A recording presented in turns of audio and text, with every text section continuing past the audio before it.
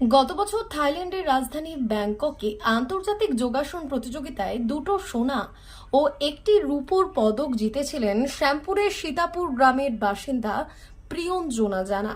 আর এবার দুবাইয়ে অনুষ্ঠিত আন্তর্জাতিক যোগাসন প্রতিযোগিতায় 3টি বিভাগে সোনার পদক জিতল উদয় নারায়ণপুরের বাসিন্দা সুস্মিতা।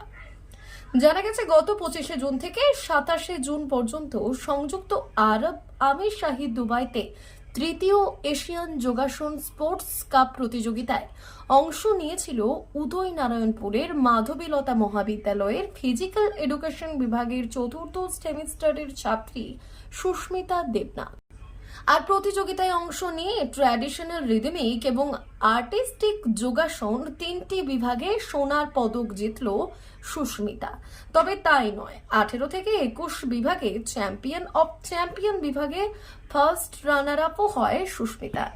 এর আগে গত বছর উত্তরাখণ্ডে অনুষ্ঠিত ওয়ার্ল্ড ফিটনেস ফেডারেশন যোগাসন স্পোর্টস ভারত আয়োজিত ন্যাশনাল যোগাসন প্রতিযোগিতায় আর্টিস্টিক বিভাগে সোনা, ট্র্যাডিশনাল বিভাগে রূপো এবং আর্টিস্টিক বিভাগে ব্রোঞ্জ পদক জিতেছিল সুস্মিতা।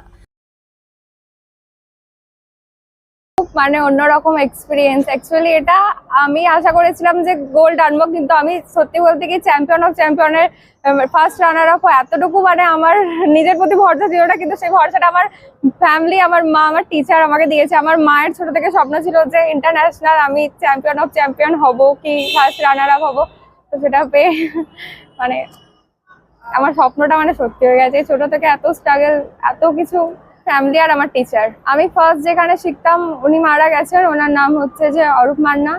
তো সেকেন্ড বার যেখানে শিখতে গেলাম উনিও আমার ন্যাশনালের সময় মারা গেলেন আমার খেলাটা। যাই হোক, খেলো ইন্ডিয়া গেমটা দেখে যেতে পারলেন না। ওনার নাম ছিল অরুণ দাস, আর এখন যিনি আমার শিক্ষক বর্তমানে উনি হচ্ছেন গৌরাঙ্গ সরকার। আমি অ্যাকচুয়ালি জব করতে চাই না, আমি একটা কোম্পানি খুলতে চাই, অ্যাসোসিয়েশন ক্রিয়েট করতে চাই। ওখানে ওই কোম্পানিতে আমি যোগার মাধ্যমে চালাবো, আর ওখানে আমি যোগা ইনস্ট্রাক্টরদেরকে নিয়োগ করব।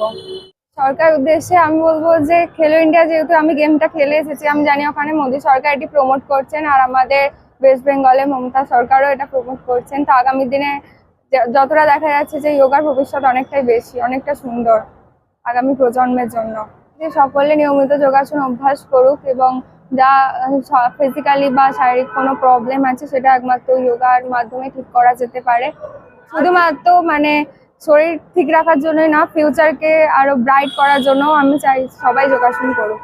এমনকি এটা ইন্টারন্যাশনালে পর্যন্ত লেভেলে চলে গেছে যোগাটা, খুব তাড়াতাড়ি যোগা অলিম্পিকেও আসতে চলেছে। ট্র্যাডিশনাল রাউন্ডে পেয়েছি আর্টিস্টিক আর রিদমিক, আর চ্যাম্পিয়ন অফ চ্যাম্পিয়ন রাউন্ডে ফার্স্ট রানার আপ।